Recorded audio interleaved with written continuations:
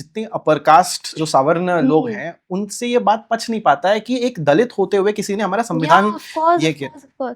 तो यही तो बात है। इसी वजह से जब बाबा साहब doctor Ambedkar Hindu code bill लाना चाहते थे तो सबसे ज्यादा विरोध आरएसएस, हिंदू महासभा और जनसंघ ने किया था। हिंदू महासभा ने संसद का घेराव किया कि अंबेडकर ऐसा कानून लाना चाहते हैं, अंबेडकर हिंदू विरोधी हैं। तो आप लोग महिला विरोध, और ये बस सब चीजें इतिहास में हमें नहीं पढ़ाई जाती हैं कि जब doctor Ambedkar Hindu code bill लाना चाहते थे तो आरएसएस वालों ने अंबेडकर के पुतले जलाए, हिंदू महासभा ने संसद का घेराव किया, हिंदू कोड बिल को उन्होंने रॉलेट एक्ट से तुलना करी। इन चीजों को आप इतिहास में नहीं देख पाएंगे क्योंकि इतिहास लिखने वाले ब्राह्मण हैं।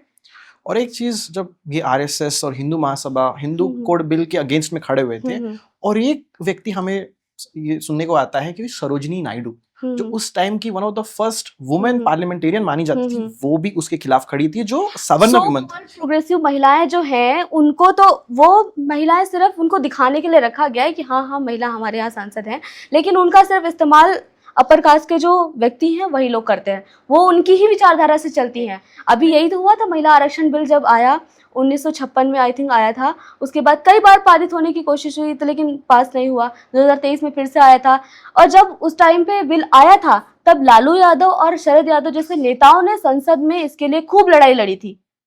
शरद यादव ने तो ये भी कहा था आप महिलाओं को 33% नहीं बल्कि 100% आरक्षण दे दो, लेकिन उसमें ये तो बताओ कि ओबीसी की महिलाएं कहाँ हैं, SC/ST की महिलाएं कहाँ हैं। ये लोग चाहते हैं कि कंगना रनौत, स्मृति ईरानी जैसी महिलाएं जाकर बैठ जाएं, और ये लोग क्या बात करेंगी।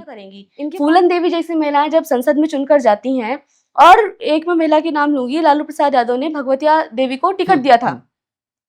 तो जब चुनाव प्रचार हो रहा था तो भगवतिया देवी को इन लोगों ने एक नारा दिया चुनाव प्रचार के दौरान कि जितना करिया उतना मोट के दई भगवतिया के वोट, और जितना करिया मतलब जितनी काली उतनी मोटी, और कौन देगा भगवतिया को वोट, जितना करिया उतना मोट के दई भगवतिया के वोट। तो पहले की बात है, इवन आज तक आप देखोगे जिस स्टेज में इवन जो नरेंद्र मोदी जैसे लोग भी जाते हैं, उसी स्टेज में हम देखते हैं यही जो बाबा होते हैं, गुरुजियां होते हैं, वो आके बोलते हैं ब्राह्मण तो पैदाइशी ब्राह्मण होता है, हाँ क्षत्रिय तो पैदाइशी क्षत्रिय होता है, और वर्ण व्यवस्था को हम रखना चाहिए मनुस्मृति संविधान से ऊपर।